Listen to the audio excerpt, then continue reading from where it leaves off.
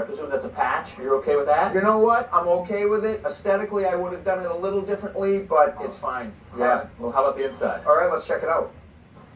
All right, Kevin, this is the real reason this foundation is in good condition. 20 inches thick. A house like this, usually 12 inches will do. Good news. Look at this spot. Not a steel beam, it's a wood beam. Yeah. So we know that this wood beam with the temperature fluctuation in the basement is going to rock. It's going to move left to right. All right. Look at this crack right here. That's a byproduct of the movement. Comes right out of the corner of the beam. Right. Look at that. And as you can see, they've tried to fix these cracks with a couple different materials. Yo, what do you think of these materials? I've used neither one. They've used this foam for air infiltration, not a bad idea, but if there's water behind this foam, it's going to act as a sponge and it's going to pull the water in. Yeah, the material that they used here is hydraulic cement. It's not really compatible with the other materials. Again, the mortar has to be a little bit softer because we know those stones are always moving. If the mortar is harder than the stone movement, you can see what happens. Just pops off. It's on the floor, right? So does the crack cause you any concern? And if it does, how would you fix it? So it doesn't cause me a whole lot of concern. I know what happened here, but what I would do is dig this out and just repack it with a type N mortar. Beautiful. Yep, let me show you something else though.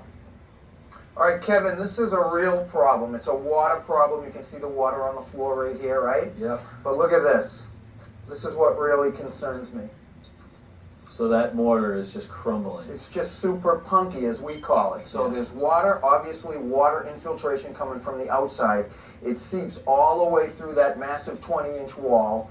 And look at, that's what it's doing. That's a byproduct of this water. And this is obviously a perennial problem. I mean, look, we've got a rusty screwdriver, rotted wood. So this happens every time we get rain or whatever. Exactly. And the only fix is to go outside and fix it. So again, you would scrape that away, repoint, but no point in doing that until you solve the water problem outside. Exactly. Exactly. That's where the water's coming from. So that one's on the list. Yep.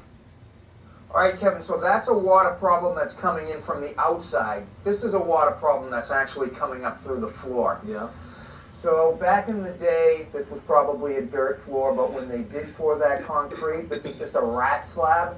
So I guarantee there was no gravel under it, there was no vapor barrier under it, and consequently, this masonry post acts as a wick. Just pulling the groundwater up through. Just pulling it up and again degrading the mortar only for a foot or so, but again that's indication that again it's waking up. Only so far. So this is a supporting column underneath our wooden beam. Does this cause you concern? Well, yes, it does because it is holding up the house. So I'm going to have to take everything out that's loose, and then I'm going to repack. All right. And this took years to cause this damage. Right. So it's not going to fall down this weekend, It's but it not does gonna have to be fall down. tended to. It does. All right. Well, I'll let you tend to that repointing, I guess, and I'll give the homeowner the report. All right, great. Thank you, I'll get Mark. going.